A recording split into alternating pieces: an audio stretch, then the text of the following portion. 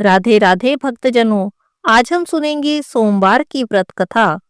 प्राचीन काल की बात है। एक गांव में एक साहूकार रहता था। साहूकार बहुत अमीर था। उसके घर में बहुत धन दौलत थी, लेकिन उसकी कोई संतान नहीं थी। साहूकार इस बात को लेकर हमेशा चिंतित रहता। वह साहूकार भगवान शिव का परम भक्त था और भगवान शिव को प्रसन्न करने के लिए हर सोमवार का व्रत करता। व्रत के दौरान भगवान शिव और माता पार्वती की पूजा करता। शाम को शिवलिंग पर दीपक जलाता। साहूकार की पूजा अर्चना को देखकर माता पार्वती प्रसन्न हो गई और उन्होंने भगवान शिव से कहा, हे प्रभु, यह साहूकार आपका परम भक्त है। हर सोमवार को विधि विधान से आपकी पूजा करता है और व्रत करता है। मुझे ऐसा लगता है कि आपको उसकी मनोकामना पूरी करनी चाहिए। जब भगवान शिव ने पार्वती माता की बात सुनी तो कहने लगे, हे गौरी, यह संसार एक कर्म क्षेत्र है। जैसे एक किसान अपने खेत में बीज बोता है, कुछ समय बाद उसे एक पेड़ मिलता है, उसी तरह संसार में हर व्यक्ति जैसा कर्म करता है उसे वैसा ही फल प्राप्त होता है। भगवान शिव ने कहा, हे गौरी, इसके कर्मों के अनुसार इसके भाग्य में संतान सुख नहीं है। लेकिन माता पार्वती ने भोले भंडारी से दोबारा आग्रह किया और कहने लगी, हे नाथ, आप जो कह रहे हैं वो बिल्कुल सच है, लेकिन फिर भी आपको इसकी मनोकामना पूर्ण करनी चाहिए। यह आपका परम भक्त है। अगर आप अपने भक्तों की इच्छा को पूर्ण ही नहीं करेंगे तो आपके भक्त आपकी पूजा आराधना क्यों करेंगे। माता पार्वती के इतना आग्रह करने पर भगवान शिव ने कहा, यह साहूकार बहुत धनवान है। इसके कोई औलाद नहीं है, कोई पुत्र नहीं है, इसीलिए यह सदैव चिंतित रहता है। लेकिन इसके भाग्य में संतान योग ही नहीं है। तुम्हारे कहने पर मैं इसे पुत्र प्राप्ति का वरदान तो दे देता हूँ, लेकिन इसका पुत्र केवल 12 वर्षों तक ही जीवित रहेगा। फिर भगवान शिव ने रात्रि में साहूकार को स्वप्न में दर्शन दिए और कहा कि उसे जल्दी ही पुत्र रत्न की प्राप्ति होगी, लेकिन उसका पुत्र दीर्घायु नहीं होगा, बल्कि 12 वर्ष में उसकी मृत्यु हो जाएगी। इस बात को सुनकर साहूकार प्रसन्न भी हुआ और दुखी भी हुआ, लेकिन साहूकार ने अपनी पूजा अर्चना और व्रत करना नहीं छोड़ा। वह पहले की तरह ही व्रत और पूजा करता रहा।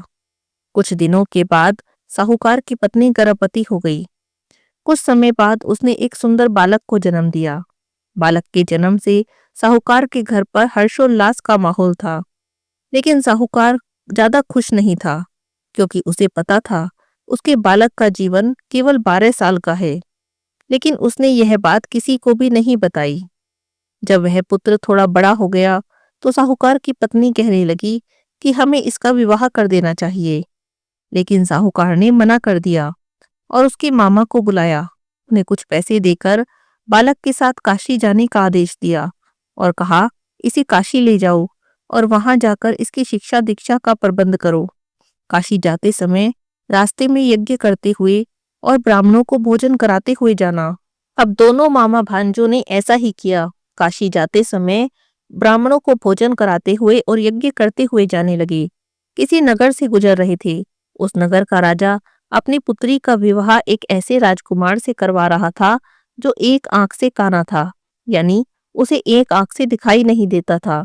और दूल्हे के पिता को इस बात की चिंता थी कि अगर राजा को इस बात का पता चल गया कि दूल्हा काना है तो वह राजकुमारी के विवाह के लिए मना कर देगा।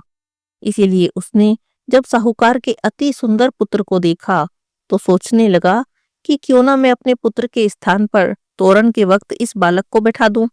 दुल्हन के पक्ष वालों को कुछ भी पता नहीं चलेगा। दूल्हे के पिता ने साहूकार के पुत्र को इस बात के लिए राजी कर लिया।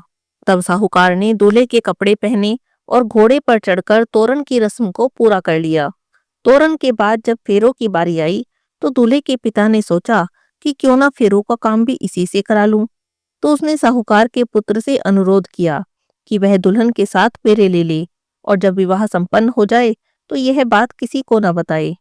मामा भी राजी हो गया और बेटा भी राजी हो गया। विवाह समारोह पूरी हंसी खुशी से निमट गया।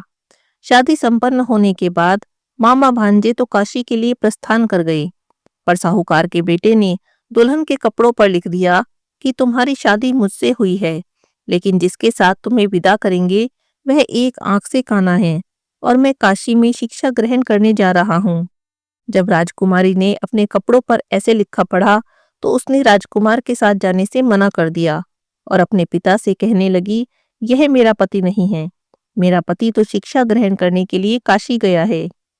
जब यह बात फैल गई तो मजबूरी में दूल्हे के पिता को सारी बात बतानी पड़ी। दुल्हन के पिता ने अपनी बेटी को भेजने से इनकार कर दिया। इधर मामा भांजे दोनों काशी पहुंच गए। बालक शिक्षा ग्रहण करने लगा और मामा ने यज्ञ करवाना शुरू कर दिया।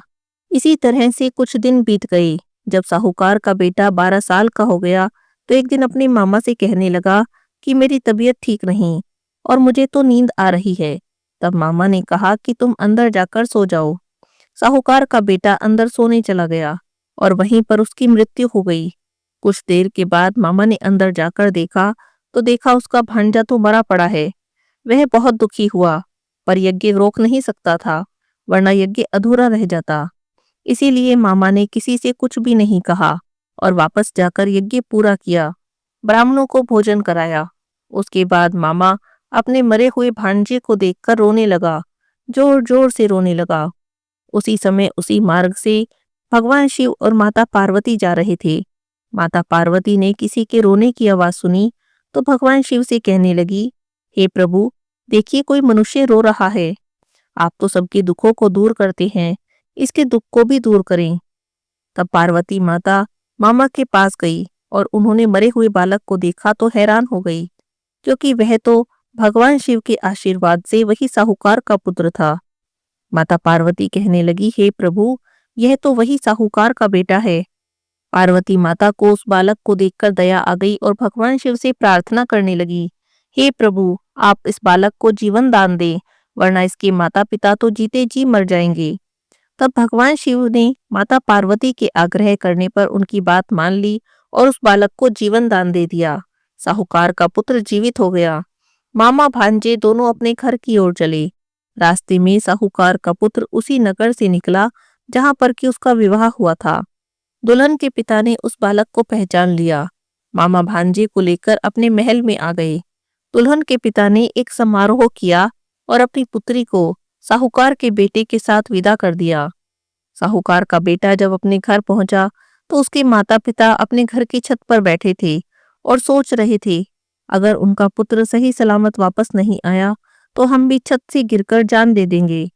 उसी समय उसका मामा वहां आया और उसने कहा कि उनका पुत्र जीवित है और विवाह करके अपनी पत्नी के साथ वापस आ रहा है। जब साहूकार और साहूकारनी ने अपने बालक को जीवित देखा तो बड़ी खुशी से उनका स्वागत किया। साहूकार का पूरा परिवार खुशी खुशी अपना जीवन बिताने लगा। हे भोलेनाथ, जैसे आपने साहूकार के परिवार पर कृपा की, ऐसी ही कृपा अपने सभी भक्तों पर करना। बोलिए शंकर भगवान की जय हो।